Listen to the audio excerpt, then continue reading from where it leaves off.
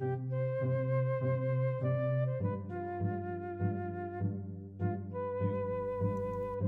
I'm James Harvey, the professor of music theory at the College of Southern Nevada with 5-Minute Music Theory. I'm going to start the timer and I'm going to talk about a little bit of a controversial part writing error, melodic part writing error called the oversized leap. You'll hear all sorts of different terminology. In fact, I used to use the term the 4B error because I used to use a textbook in my class where this was rule 4B, and then that just sort of stuck, and I still sort of call it the 4B error. But really, to me, the most appropriate term is oversized leap. So let's talk about leaps first, and skips and leaps, whatever. We're going to sort of combine that all into the same term, into anything that's larger than a step. So we'll take, for example, an E to a G. An E to a G is a third, which is perfectly acceptable in every situation.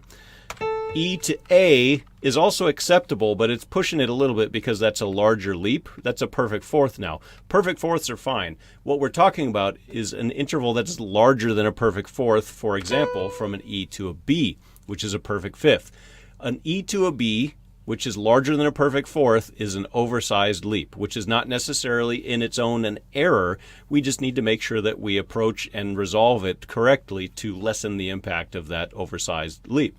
So any leap that's larger than a perfect fourth is considered oversized. And the way that you have to work with it is this. You have to approach the leap by step opposite the direction of the leap. So the leap was up in this situation, so we have to approach it down by step. So that would be from an F.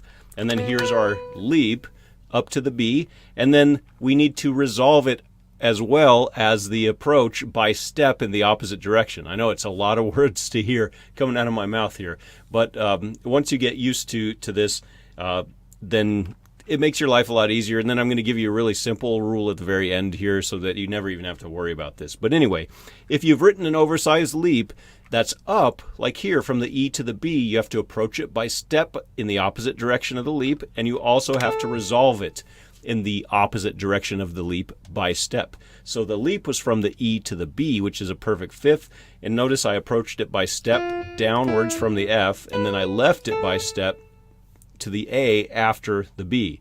So now we have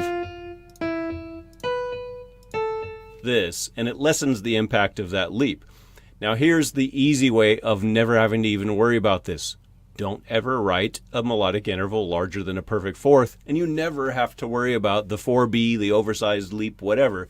You never have to worry about it. And really, in music theory class, if you are taking music theory, you never really have to write anything larger than a perfect fourth melodically. You can get through your whole time never writing anything larger than a perfect fourth, and you never have to worry about this rule. That makes it so much easier. But if you do, for some reason, want to put that in there, make sure that any oversized leap, which is larger than a perfect fourth, is approached and left the direction opposite the leap by step. Thank you.